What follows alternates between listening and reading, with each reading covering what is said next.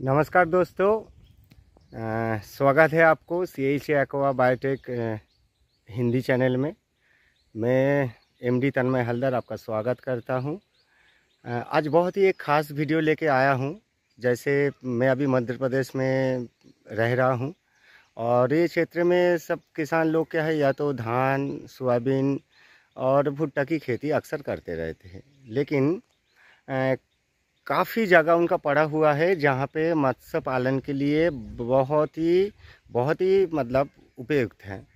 तो आज मैं बताने वाला हूँ कि बाकी खेती के बदले में हमारे मछली पालन में कितना फ़ायदा होता है, उसके बारे में आज चर्चा करने वाले हैं हम। तो मैं वीडियो को हम बड़ा नहीं करेंगे, जस्ट जिस्ट में आपको समझा देता हूँ हल्के फुल्के बात, ताकि जितने भी जगह आपका अगर पड़ा हुआ है उनको तालाब में रूपांतरित कीजिए और मछली पालन अब चालू कीजिए।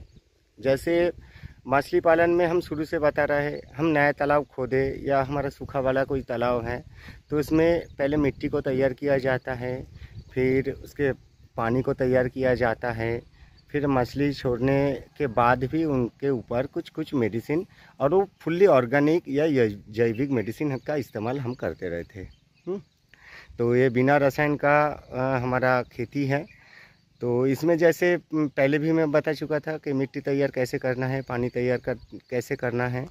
तो फिर भी मैं बताना चाहूँगा, जैसे हम खेती में जैसे लागत यूरिया डालते हैं, हर चीज़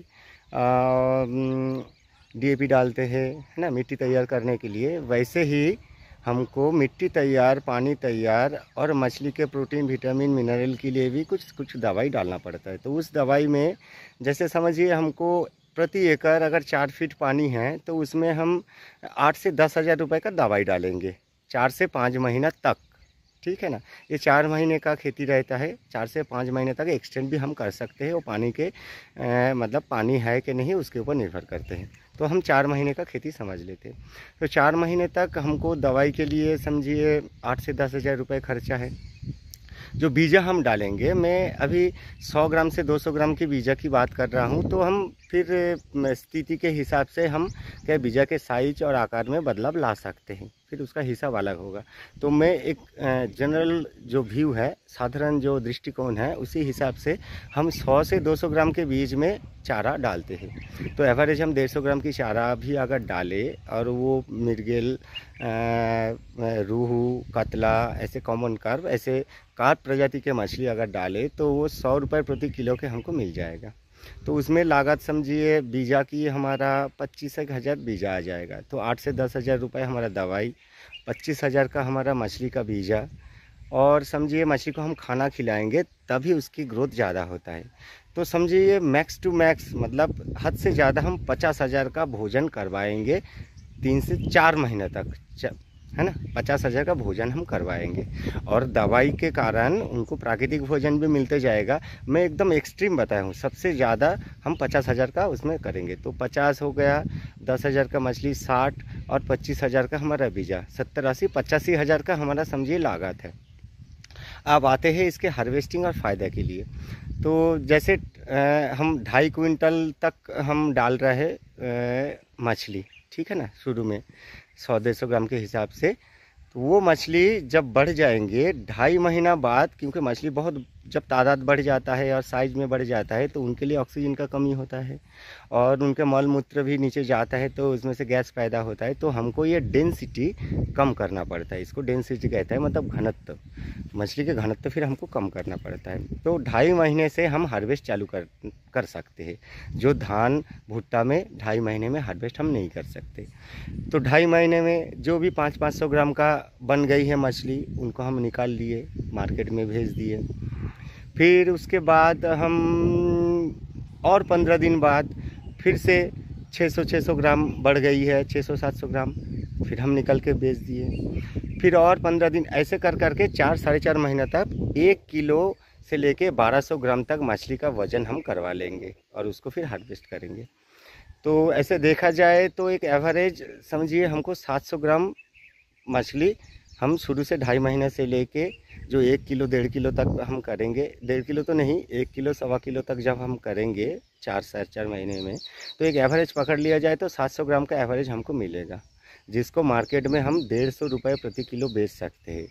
तो उसके हिसाब से हम समझिए 1.5 टन का अगर मछली हम बेचें, आप मैं गणित करके आपको बता रहा हूँ, समझिए कुल मिला के हम 1.5 टन तक बेच सकते हैं। 1.5 टन तक अगर बेचें तो 150 रुपये के किलो के हिसाब से 1,70,000 से लेके 1,80,000 का हमारा वहाँ पे बिकाव होंगे। अब हमारा लागत था 70 से 85,000 रुपये हमारा लागत था, और जिसमें हम 1,80,000 का हम अगर बेचेंगे तो 4 महीने में कम से कम 90,000 रुपये, 80 से 90,000 रुपये हमारा फ़ायदा वहाँ पे हो रहा है। तो अति विस्तार से जानने के लिए किसान बंधु आप लोग दिए गए नंबर में मुझे कॉल कर सकते हैं। मैं बारीकी से आपको हर चीज़ समझा दूंगा और प्रोजेक्शन बना के दूंगा, और सामने से CHA एक्वा बायोटेक सामने से सब कुछ करते हैं। बीजा सप्लाई करने से लेके मार्केट में मछली बेचने तक का जितना भी आपको ज़रूरत पड़ेगा हर सलाह हम करेंगे, और सामने खड़ा रह के करेंगे। तो किसान बंधुओं, आपके लिए बहुत ही ख़ास बात है, तो मेरा अनुरोध रहेगा आप मछली पालन के प्रति थोड़ा सा ध्यान दीजिए। और जैसे हम धान, गेहूँ, भुट्टा जो भी करते हैं, उसके साथ साथ जितना भी आपके जगह पड़ा हुआ है उस जगह में आप तालाब बनाइए, और तालाब भी पड़ा हुआ है तो उसमें मछली पालन आप शुरू कीजिए।